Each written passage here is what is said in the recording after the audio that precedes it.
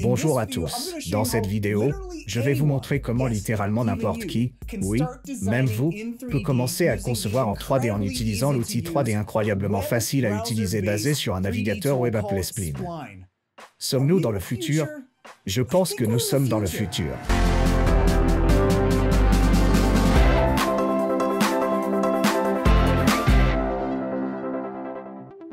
C'est un outil de conception 3D facile à utiliser qui est vraiment destiné aux personnes ayant une expérience très limitée, voire aucune, en 3D. C'est bien plus facile à apprendre que des applications 3D complètes comme Cinema 4D ou Blender car cela ne vous submerge pas avec de nombreuses options ou fonctionnalités. Et la meilleure partie de tout cela, c'est que dans sa version actuelle, c'est gratuit, c'est exact. Et parce qu'il est basé sur un navigateur, vous n'avez pas besoin d'un ordinateur surpuissant ni de vous soucier du matériel. Envisageons les options. La démocratisation de la 3D est là. Dans cette vidéo, je vais vous guider à travers les tenants et aboutissants de Spline, vous montrant son interface et comment cela fonctionne. Ensuite, je vais vous montrer comment vous pouvez importer des tracés vectoriels depuis Illustrator et des objets 3D à partir de différentes applications 3D comme Cinema 4D ou Blender. Et enfin, je vais vous montrer à quel point il est facile de créer une expérience web interactive en 3D, exactement comme celle-ci. Maintenant, si vous souhaitez télécharger les mêmes ressources que j'utilise dans cette vidéo, vous trouverez le lien vers les ressources dans la description.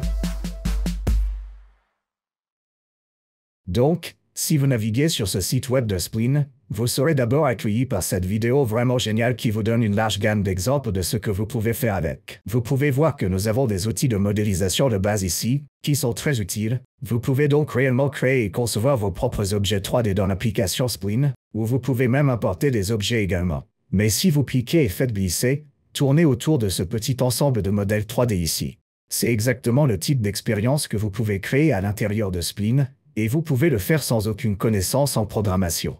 Vous pouvez créer cette scène 3D rotative, déclencher ces animations au survol de la souris, tout cela très facilement à l'intérieur de Spline. Ainsi, non seulement cela rend la 3D très accessible, mais aussi ces expériences web interactives très accessibles. Encore une fois, sans aucune programmation requise. Donc, il s'agit d'une application basée sur navigateur, mais vous pouvez également télécharger une version de bureau si vous le souhaitez.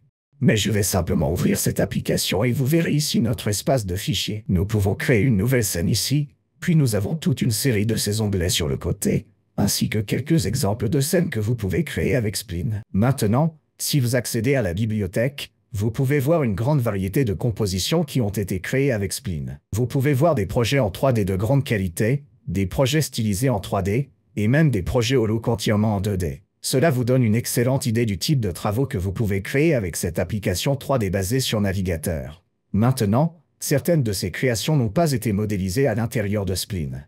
La chose intéressante avec Spline, c'est que vous pouvez importer des modèles et de la géométrie depuis d'autres applications 3D et les utiliser dans Spline pour ajouter des textures et créer ces expériences web. Vous pouvez donc utiliser Spline même si vous travaillez actuellement avec une application 3D, car elle vous permet de créer toutes ces superbes expériences web en 3D. Très facilement. Une autre chose que je vais aborder ici, c'est la section d'apprentissage qui vous permettra de suivre tous les raccourcis importants et de rester au courant des derniers tutoriels sur YouTube, des vidéos Instagram et de leurs comptes sur les réseaux sociaux, comme leur danse sur TikTok, et de suivre le développement de Spline. Alors, passons à la 3D. Allons dans mes fichiers et créons un nouveau fichier. Et la disposition est très similaire à Sketch. Si vous avez déjà utilisé Sketch, vous verrez que nous avons un gestionnaire d'objets à gauche où nous pouvons sélectionner nos objets et les manipuler, les activer ou les désactiver, les verrouiller. Nous avons notre barre supérieure où vous pouvez voir une liste de tous les types d'objets différents que vous pouvez créer. Et puis sur la droite, toutes les différentes options. Si vous avez un objet sélectionné, vous obtiendrez ces options de forme et de matériaux, même la possibilité de cloner ces objets. Même si je n'ai aucun objet sélectionné du tout, vous verrez vos paramètres globaux, qui sont votre configuration d'éclairage par défaut, la possibilité de changer la couleur de l'arrière-plan comme bon vous semble, ajouter du brouillard et créer de nouveaux éléments de matériaux. Donc, par défaut, vous aurez ce rectangle dans votre scène. Je vais simplement le supprimer. Et si nous cliquons sur le signe plus ici, vous pouvez voir la grande variété de formes différentes que vous pouvez créer, à la fois en 2D, ces formes 2D, y compris un objet texte, ainsi que des formes 3D comme votre cube. Il y a même un générateur de couches pour créer des bouteilles et des choses comme ça, un modèle de lapin, un objet nul, et ensuite une caméra et une lumière. Donc, vous pouvez même éclairer vos propres compositions à l'intérieur de Spline. Alors allons-y et commençons par créer quelques objets ici.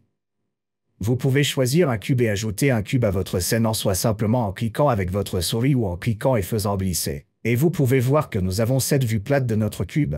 Si je maintiens la touche Shift enfoncée, je pourrai redimensionner cela de manière proportionnelle. Et si je maintiens la touche Shift enfoncée et la touche Option, je peux cliquer et faire glisser pour étirer cela à partir du centre de l'axe de notre objet. Maintenant, si je déplace ceci, vous pouvez voir que je peux le déplacer comme s'il s'agissait d'une forme à l'intérieur de Photoshop ou Illustrator. Mais si je vais de l'avant et que j'utilise ces cercles de rotation, vous pouvez voir que c'est en effet un objet en 3D. Vous pouvez voir que nous avons ces flèches d'axe que nous pouvons déplacer dans n'importe quelle dimension que nous souhaitons, ainsi que ces petits cercles qui limiteront le mouvement à un plan en 3D. Vous voyez également ces petits marqueurs cubiques ici qui nous permettront de modifier la forme de notre cube, ainsi que ces coins cubiques extérieurs qui nous permettront de modifier la taille globale et l'échelle de notre forme cubique également. Avec le cube sélectionné, nous pouvons aller dans les options de forme ici, et vous pouvez voir que vous pouvez ajuster les propriétés spécifiques de cet objet, comme ajouter un peu d'arrondi à votre cube. Et chaque forme a ses propres réglages uniques.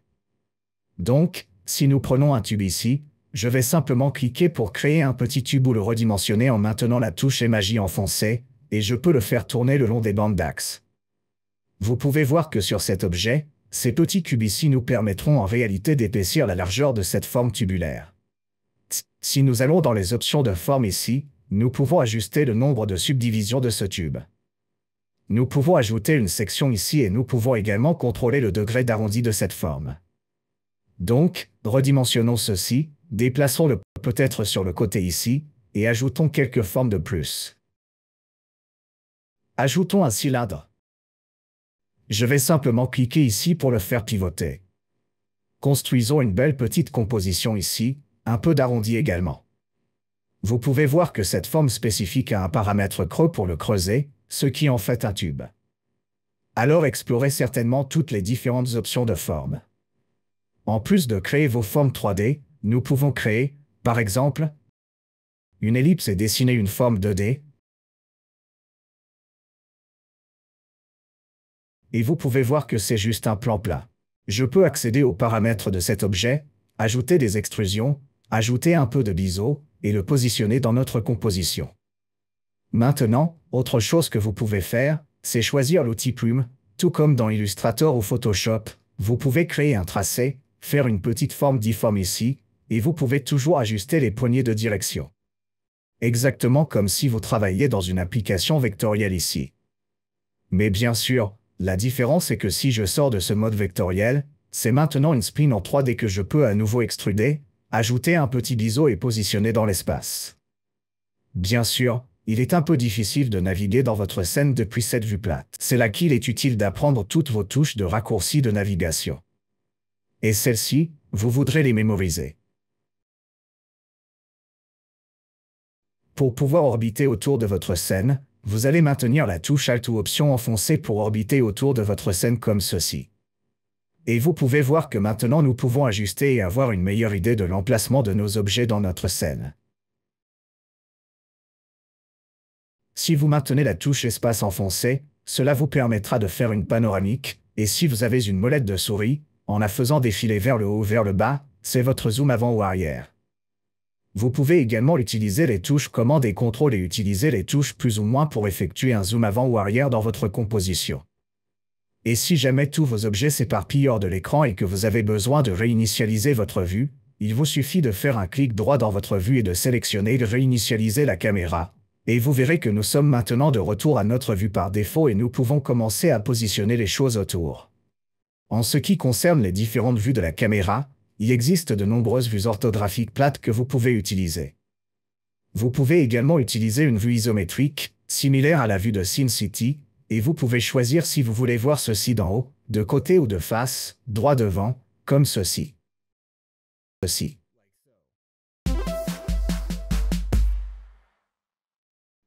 Maintenant, vous verrez que certaines de nos formes ont un bel ombrage 3D, tandis que d'autres, comme celles que nous avons extrudées, n'en ont pas. Allons-y et couvrons quelques paramètres de matériaux ici. Vous remarquerez que chacun de nos objets a ses propres couches de matériaux par défaut. Il y a deux couches. L'une contrôle l'éclairage et la méthode d'ombrage, et l'autre contrôle la couleur de base.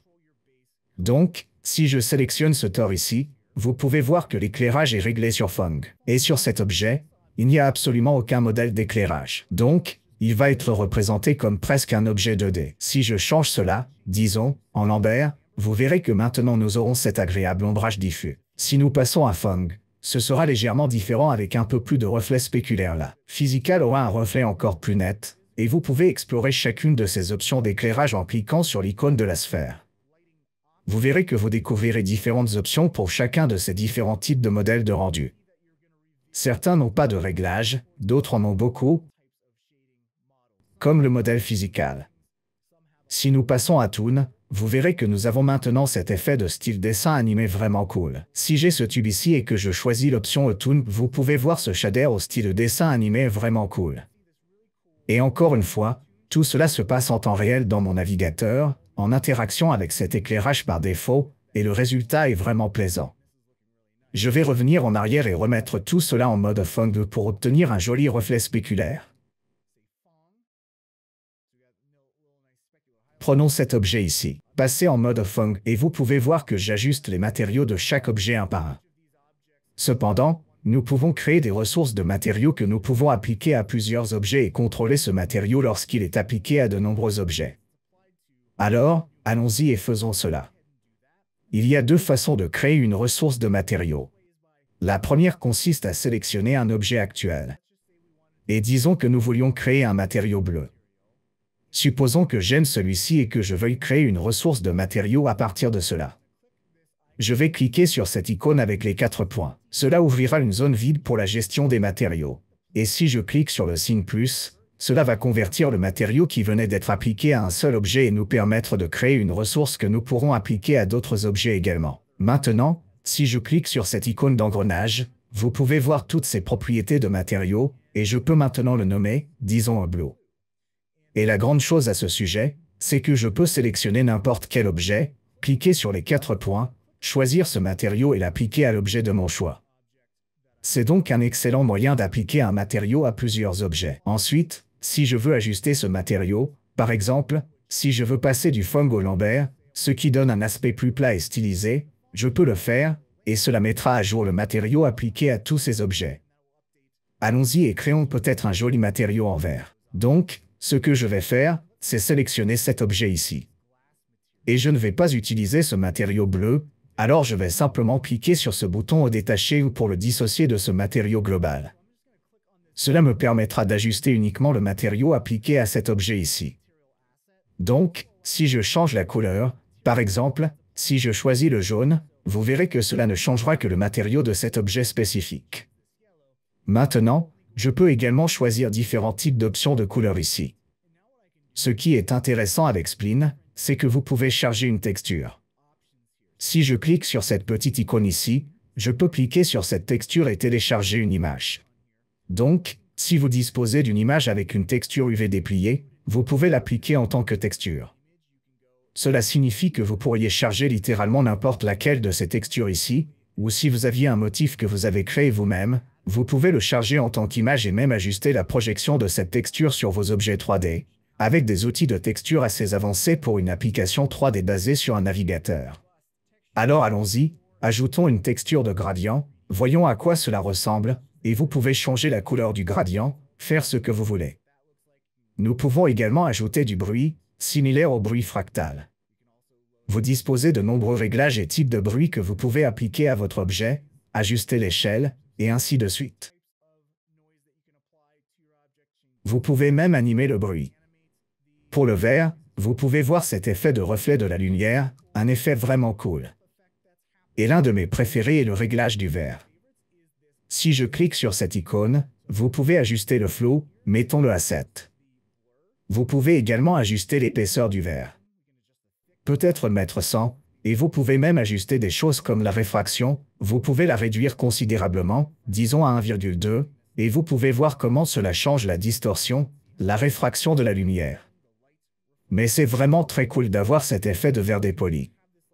Et encore une fois, si je tourne autour d'ici, c'est tout du vert flou en temps réel, ce qui est vraiment génial.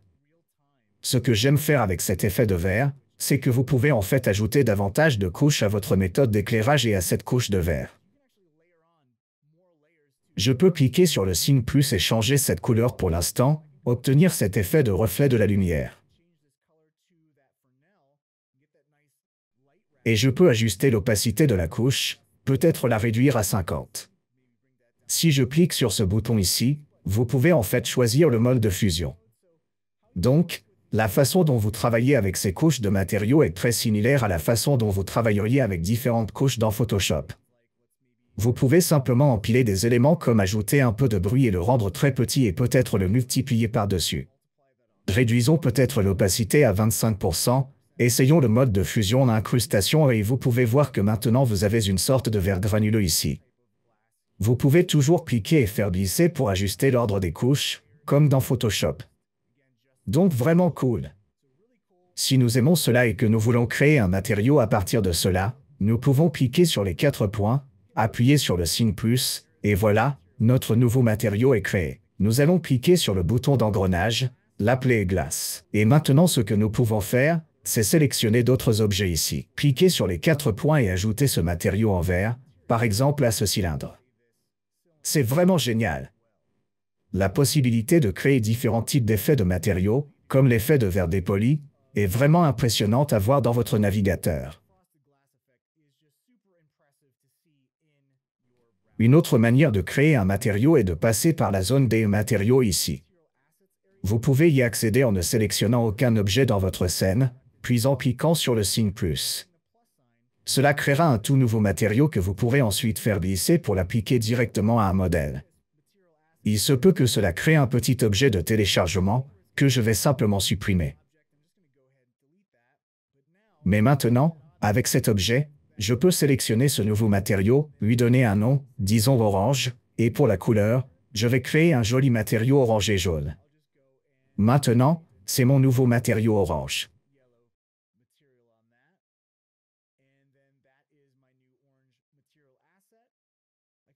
Je peux aussi cliquer avec le bouton droit ici et le dupliquer, par exemple pour le changer en violet, et nous pouvons ainsi créer un matériau violet. Maintenant j'ai tous ces matériaux et tant que j'ai un objet sélectionné, je peux lui appliquer n'importe quel matériau que je veux.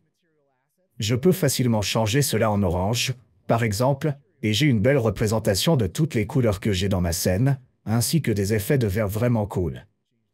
En plus de pouvoir dessiner vos propres formes, ajouter des objets primitifs, vous pouvez importer des tracés depuis Illustrator et même importer de la géométrie depuis des applications 3D en utilisant les options d'importation de Spline.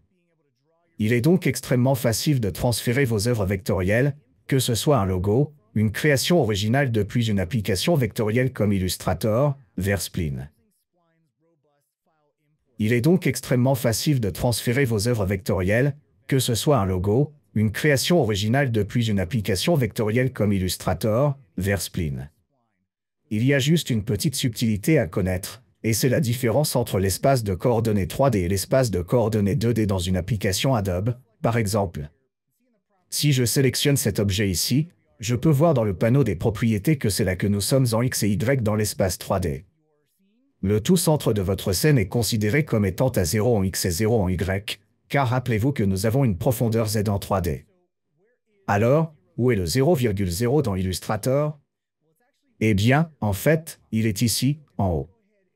Donc, si je vais de l'avant et que je remette tout à 0, si je veux que cela soit complètement centré en 3D, je vais entrer 0 pour la valeur X, puis tabuler vers le bas, entrer 0 pour la valeur Y, et vous verrez que c'est maintenant centré en 0 en X et 0 en Y. Donc, quand nous exportons cela, nous aurons un centre d'axe bien au milieu de cet objet. Maintenant, si nous ne faisons pas cela, si nous importons cet objet tel quel, notre centre d'axe serait tout en haut d'ici. Et si nous voulions faire pivoter, l'axe de rotation serait tout en haut. Alors, ne faites pas ça. Assurez-vous simplement de sélectionner tous les éléments de votre scène, puis de passer au panneau des propriétés, de tout remettre à 0. Ensuite, tout ce que nous avons à faire, c'est d'exporter cela ou de l'enregistrer sous forme de fichier SVG. L'extension SVG est le format de fichier vectoriel que Spline accepte. Je vais simplement enregistrer cela sous forme de fichier SVG, en écrasant le fichier existant. Tous ces paramètres sont tout à fait corrects. Cliquez sur OK. Maintenant, si nous retournons dans Spline et que nous importons ce fichier SVG, nous allons cliquer sur le bouton hamburger ici, aller dans Ouvrir, Importer et cliquer sur cet engrenage. vous verrez que l'axe central est en plein milieu de cet objet. Nous pouvons voir que ce nœud est en fait le centre de l'axe. Si nous cliquons sur cet objet spline réel, il révélera tous les paramètres de cet objet spline, comme le montant d'extrusion, les paramètres de chanfrein. Et avec cet objet sélectionné, nous pouvons accéder à notre liste de matériaux et appliquer le matériau glace à cet objet. Nous pouvons accéder à l'icône d'engrenage ici, ajuster l'échelle depuis le centre, positionner cela où nous le voulons, et vous pouvez voir comment vous pouvez simplement commencer à importer des fichiers vectoriels, des logos vectoriels depuis Illustrator, les importer dans Spline, les extruder et créer de superbes expériences 3D pour le web avec ces éléments.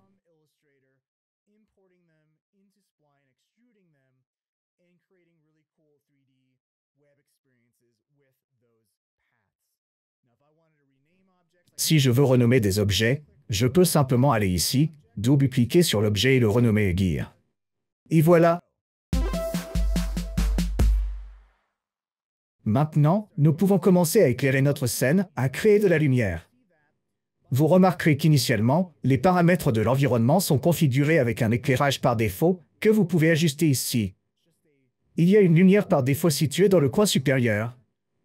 Vous pouvez l'éteindre en réglant l'intensité sur 0. Ensuite, il y a un éclairage ambiant par défaut, que vous pouvez également désactiver pour éteindre complètement l'éclairage de notre scène. Désormais, nous allons ajouter une lumière directionnelle en cliquant sur le bouton plus. Nous pouvons positionner cette lumière à l'endroit souhaité. Vous pouvez utiliser la touche Alt pour orbiter au-dessus et ajuster la position de la lumière. Nous avons un éclairage interactif. Lorsque la lumière est sélectionnée, vous pouvez ajuster l'intensité, la taille et même la couleur de la lumière émise.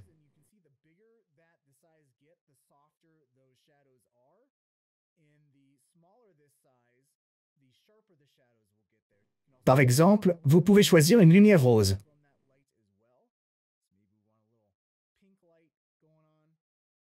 Si vous cliquez en dehors de la lumière, vous pouvez décider d'ajouter un peu d'éclairage ambiant pour adoucir la scène. Vous pouvez par ailleurs régler la couleur de la lumière ambiante, par exemple en ajoutant une touche de turquoise ou de bleu.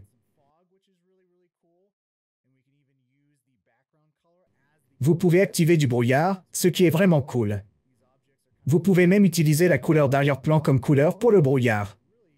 Cela donne l'impression que les objets s'estompent dans l'arrière-plan, ce qui crée un effet très sympa. Amusez-vous avec ces paramètres globaux de l'environnement. Maintenant, si nous voulions tester à quoi cela ressemblerait dans une expérience web, nous pouvons appuyer sur le bouton « Lecture ». Et si je clique et que je fais glisser, vous pouvez voir que nous tournons autour de notre scène, ce qui est assez amusant. Vous verrez qu'il n'y a en fait aucune animation pour le moment. Vous vous souvenez des actions de survol que nous avons évoquées. Si je clique sur un objet, nous pouvons facilement ajouter ces actions en cliquant simplement sur un objet. Disons que nous voulions que cet objet tourne lorsque la souris passe au-dessus. Avec cet objet sélectionné, nous allons dans les états et appuyons sur le signe plus. Cela créera un état de base et un autre état qui servira essentiellement d'animation. Si je le fais tourner sur cet axe et que je vais à l'état de base, vous verrez que nous revenons à la position d'origine, puis cet état stoppera cet état tourné. Nous avons donc nos deux états. Tout ce que nous avons à faire maintenant, c'est ajouter une action qui déclenchera le passage de l'état de base à l'état 1.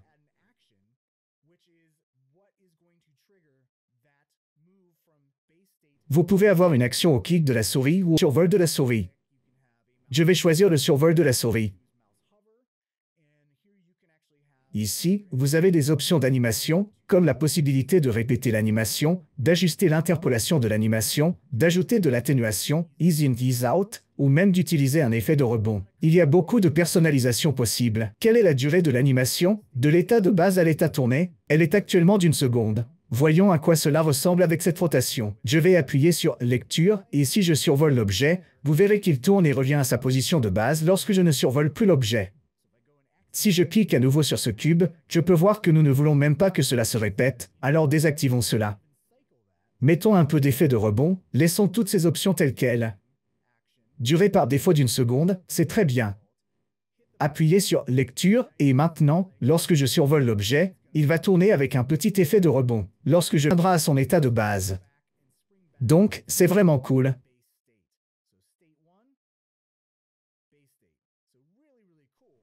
nous pouvons à présent ajouter ces différents états à tous ces objets.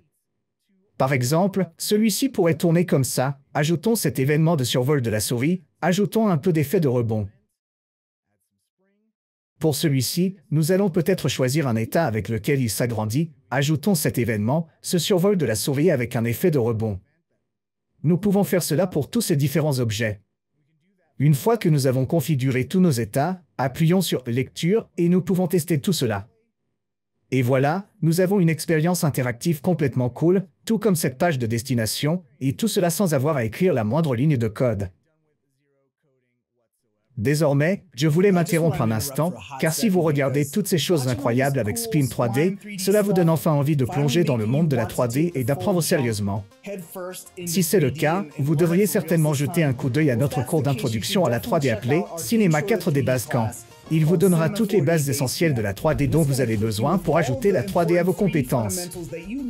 Donc, si vous voulez en savoir plus à ce sujet, consultez les liens dans la description. Continuons à en apprendre davantage sur Spline.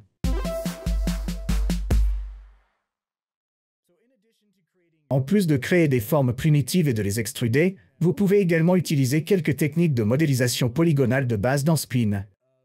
Pour utiliser les outils de modélisation, commencez par sélectionner un objet. Ensuite, cliquez sur « Lisser et éditer ». Vous pouvez choisir de sélectionner des faces polygonales, des arêtes ou des sommets en fonction du mode que vous souhaitez. Si vous sélectionnez une face polygonale et une arête, vous pouvez utiliser l'outil « Extruder » ou appuyer sur X. Cela affichera un petit point que vous pouvez tirer vers le haut pour extruder des faces polygonales, ce qui est plutôt cool. Vous pouvez également utiliser l'outil Inset, décalage intérieur, qui est essentiellement un extrude intérieur. Une fois sélectionné, vous pouvez effectuer un décalage intérieur, puis extruder à nouveau. Vous pouvez également utiliser l'outil Lob Cut, découpe en boucle, pour ajouter des boucles de subdivision là où vous souhaitez affiner le maillage. Donc, si vous êtes familier avec la modélisation polygonale, cela devrait être relativement simple à prendre en main et à commencer à modéliser. Vous êtes toutefois limité à des outils de modélisation de base.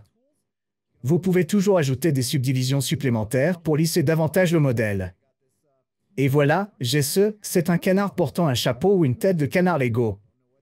Je ne sais pas exactement ce que c'est, mais tout cela pour dire que si vous maîtrisez la modélisation polygonale, vous devriez pouvoir faire pas mal de choses dans Spline en utilisant certains de leurs outils de modélisation, ce qui est vraiment un excellent avantage pour une application basée sur le web, car vous pouvez modéliser en 3D directement dans votre navigateur web. Et c'est assez incroyable. Voilà donc les outils de modélisation disponibles dans Spline. Maintenant, vous vous demandez peut-être si vous pouvez importer un modèle 3D dans Spline. Eh bien, oui, vous le pouvez. Je vais vous montrer comment faire.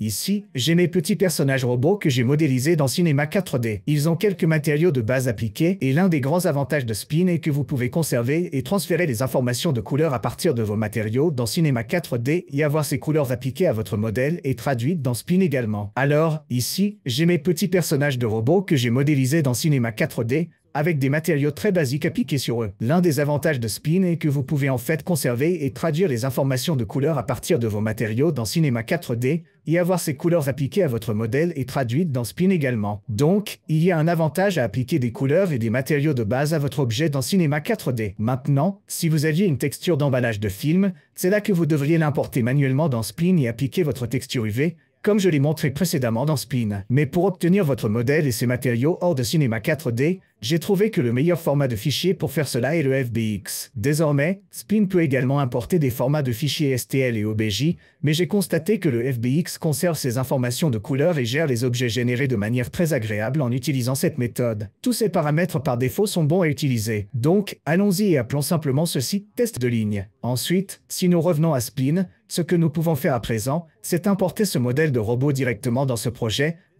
où nous pouvons facilement enregistrer ce fichier et même lui donner un nouveau nom en double-cliquant sur « Sans titre ». Nous allons juste l'appeler « Awesome Shape 3D Yay Thing ». Je ne sais pas. Et appuyons sur « Entrée ». Ensuite, je vais revenir, aller dans mes fichiers, créer un nouveau fichier que je vais juste appeler RoboBoy et supprimer le rectangle par défaut qui se trouve dans chaque nouveau projet. Cliquez sur l'icône du hamburger, ouvrir les importations. Allons-y, prenons notre test spleen, qui est ce fichier FBX, allons dans la source, ouvrir la magie et voilà. Regardez ça, c'est notre petit robot avec ses couleurs toujours intactes dans notre navigateur. C'est le futur. Bienvenue dans le futur. Vous voudrez peut-être nettoyer certains des objets ici. Vous voyez que nous avons tous ces objets nuls différents que vous pouvez révéler ou masquer en les faisant pivoter vers le haut ou vers le bas. Mais voici notre véritable géométrie 3D. Je vais simplement zoomer en maintenant la touche CTRL ou commande enfoncée et en appuyant sur le signe plus. Vous pouvez voir qu'il y a cette petite pièce de ventilation. Voici quelques-uns des cubes qui composent notre objet, et vous pouvez voir qu'un matériau par défaut est appliqué à cet objet ici. Si je clique sur cette pièce de tête ici, vous verrez que l'éclairage est la couleur par défaut.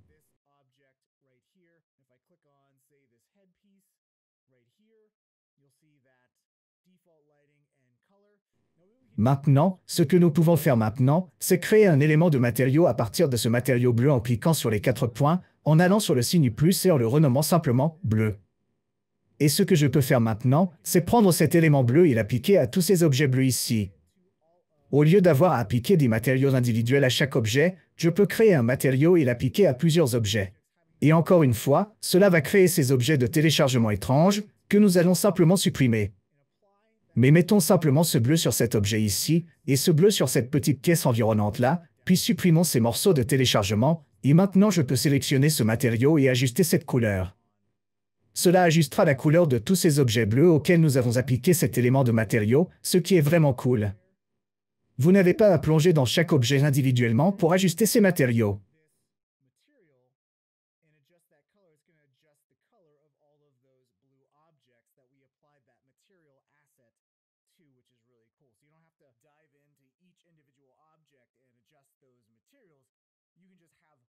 Vous pouvez simplement avoir un matériau appliqué à plusieurs objets et contrôler ainsi un petit nombre de matériaux appliqués à tous vos objets. Alors allons-y, dupliquons cet élément de matériau bleu, car ce que je veux faire, c'est ajouter un matériau différent, comme un matériau plus clair pour le visage. Alors je vais l'appeler bleu clair.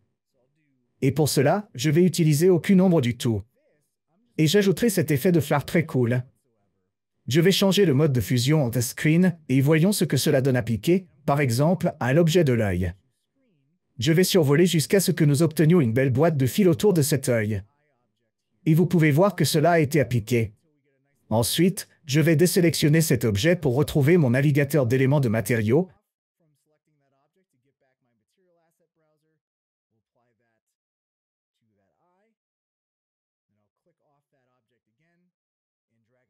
Puis je vais l'appliquer à la bouche à nouveau.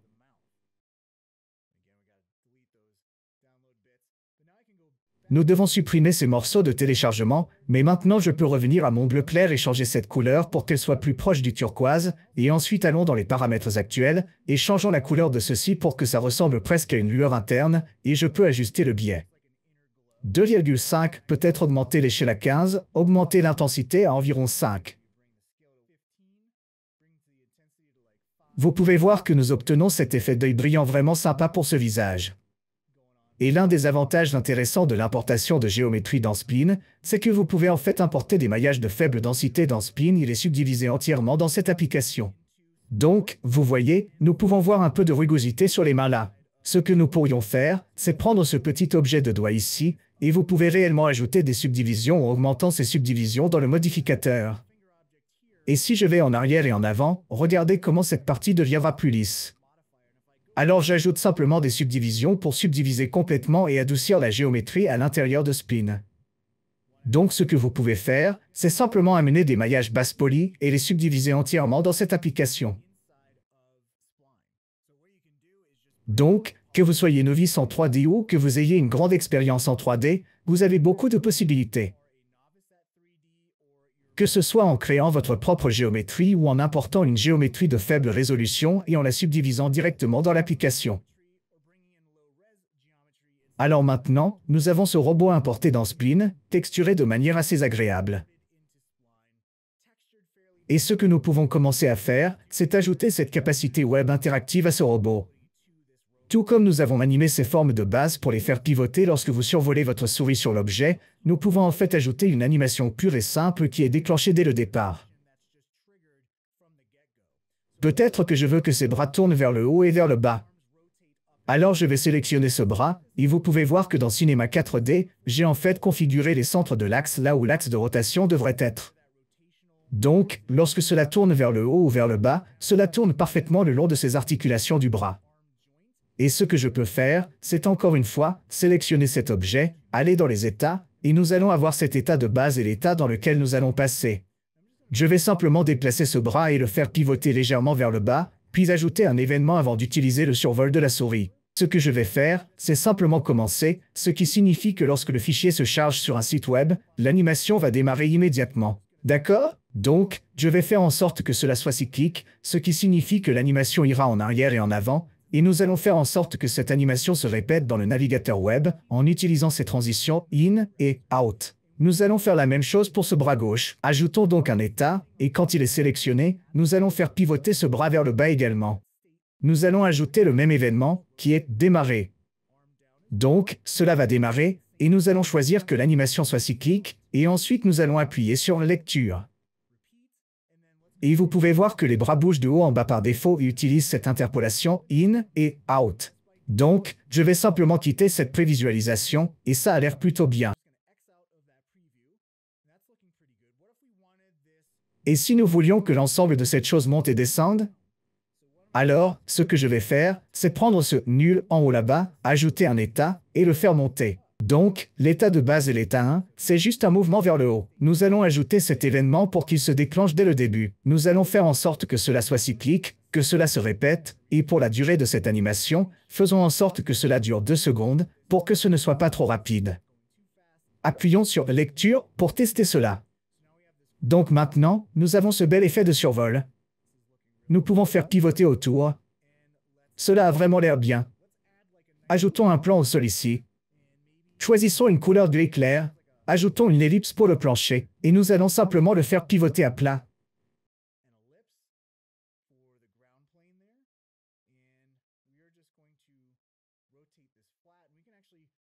Nous pouvons également entrer dans la position et la rotation de cet objet et tout mettre à 0 pour le faire pivoter à plat à 90 degrés. Je tiens la touche magie enfoncée pour le contraindre par incrément de 5 degrés.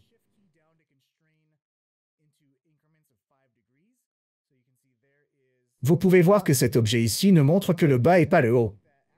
C'est parce que cela ne rend que l'avant.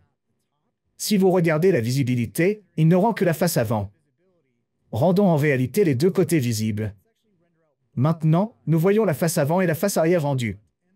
Pour la couleur, je vais charger un dégradé.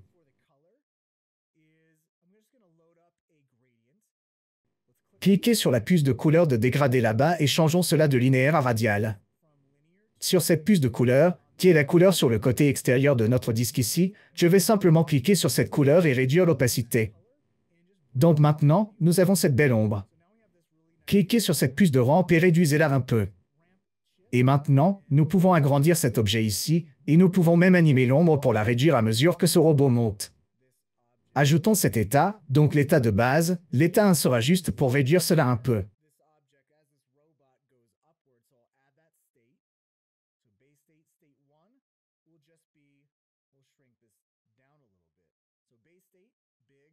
Donc, état de base, grand état, un petit état, et puis l'événement sera le démarrage et nous aurons cette durée. La même que le mouvement du robot vers le haut et vers le bas. Nous allons le faire boucler, le répéter. Et si nous appuyons sur lecture maintenant, vous verrez que cette ellipse va se mettre à l'échelle, grandir et rétrécir. Et vous pouvez voir que c'est un peu comme une ombre interactive, ce qui a l'air plutôt cool. Faisons une dernière chose, et c'est de faire en sorte que notre robot regarde et suive le curseur lorsque le curseur se déplace sur le site web. Pour ce faire, je vais simplement sélectionner ce nul parent ici qui contient tous nos objets. Sous ce nul, nous allons ajouter un autre événement. Vous pouvez ajouter plusieurs événements à un seul objet pour le type « Regardez ».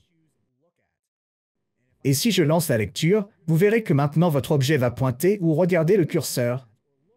Donc, nous avons cette expérience interactive vraiment cool, et vous pouvez voir que tant que nous n'orbitez pas ici, tout aura l'air assez bien.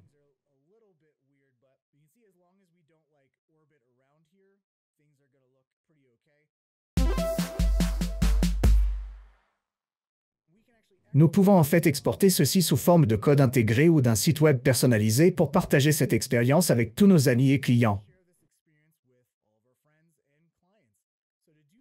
Pour ce faire, je vais dans l'onglet Exporter, et nous pouvons exporter ce fichier vers une URL publique, une image ou même générer une vidéo. Vous pouvez également exporter au format GTF, ce qui est idéal pour une utilisation avec, par exemple, Adobe Aero ou à des fins aériennes. Et l'un des avantages vraiment intéressants de l'exportation GTF avec Spline est que, lorsque vous utilisez Spline pour texturer vos modèles, parfois, si vous exportez directement un GTF depuis Cinema 4D, les couleurs et les matériaux peuvent être légèrement décalés. En utilisant Spline pour l'exportation GTF, vous obtiendrez des couleurs de matériaux très précises par rapport à Cinema 4D. D'accord? Vous pouvez également exporter simplement un fichier Spline que vous pouvez envoyer à quelqu'un d'autre, et cette personne pourra également l'ouvrir dans Spline. Donc, ce que je vais faire, c'est simplement choisir l'URL publique. Si vous avez la version payante de Spline, vous pouvez choisir d'afficher ou de masquer le logo. Vous pouvez décider si vous souhaitez que l'utilisateur puisse effectuer des rotations. Pour ma part, je vais dire non, car vous avez pu voir que lorsque nous tournions autour dans ce test, tout était un peu chaotique. La seule chose que je veux, c'est que notre robot suive simplement le curseur, pas de plateau tournant. Vous pouvez également décider si vous souhaitez donner à l'utilisateur la possibilité de faire pivoter ou de zoomer. Je vais dire non à tout cela, puis je vais simplement cliquer sur Exporter. Il va faire sa magie, et ensuite il vous fournira une URL publique, ainsi qu'un code d'intégration que vous pouvez incorporer dans votre site web. Je vais simplement copier cette URL publique, ouvrir un nouveau navigateur, appuyer sur Entrée, et voilà notre robot qui se promène et qui suit notre curseur. Vous pouvez l'intégrer dans un site web et le partager comme une expérience. Mais c'est tellement génial de pouvoir créer une expérience web comme celle-ci sans aucune connaissance en 3D et sans savoir comment coder une expérience web ou une animation web comme celle-ci. Je crois que les applications web comme Spline représenteront l'avenir de notre façon de travailler. Peu importe que vous soyez designer, animateur ou artiste 3D, le type d'ordinateur que vous avez ou le nombre de vues que vous avez ne comptera pas. Tout sera sur le web, tout sera basé sur le cloud, et ce sera passionnant. Nous assisterons à la démocratisation de tous les outils. Ils seront très bon marché, voire gratuits. Vous le constatez déjà avec des outils comme Unreal, Unity et Blender. C'est une époque passionnante pour être un artiste. Mais cela signifie aussi que si tout le monde a accès aux mêmes outils, sur quoi allez-vous vous appuyer? Vos compétences en design, vos compétences fondamentales, vos compétences en animation, votre capacité à raconter une histoire incroyable et à travailler avec des clients. Il n'a jamais été aussi important d'apprendre toutes ces compétences fondamentales. Et je dois vous dire, il sera très excitant de voir où les développeurs en ligne vont emmener cet outil et de le voir se développer complètement, car ce n'est qu'un début pour cet outil et pour les applications basées sur le web. C'est déjà incroyable de voir ce que vous pouvez faire dans un navigateur en ce moment. C'est fou et très excitant. Que pensez-vous de tout cela lié aux applications basées sur le web? Laissez un commentaire dans la section des commentaires ci-dessous. Je serais vraiment intéressé de savoir ce que vous pensez de tout cela et de vos prédictions pour l'avenir. Utilisez-vous déjà certains de ces outils gratuits et comment cela se passe-t-il? J'ai hâte de vous entendre à ce sujet. Alors, que pensez-vous de tout cela lié aux applications basées sur le web? Je serais vraiment intéressé de savoir ce que vous pensez de tout cela et de vos prédictions pour l'avenir. Utilisez-vous déjà certains de ces outils gratuits et comment cela se passe-t-il? J'ai hâte de vous entendre à ce sujet. Et merci beaucoup d'avoir regardé. Assurez-vous d'aimer cette vidéo si vous l'avez appréciée. Abonnez-vous à notre chaîne pour rester au courant de toutes les dernières actualités de l'industrie, en particulier des nouvelles technologies comme les applications basées sur le navigateur. N'oubliez pas de vous rendre sur slowmotion.com si vous souhaitez en savoir plus sur notre programme de formation en ligne interactif. Et n'hésitez pas à contacter notre équipe si vous avez des questions. Encore merci d'avoir regardé, et j'espère vous revoir très bientôt dans la prochaine vidéo. Au revoir à tous.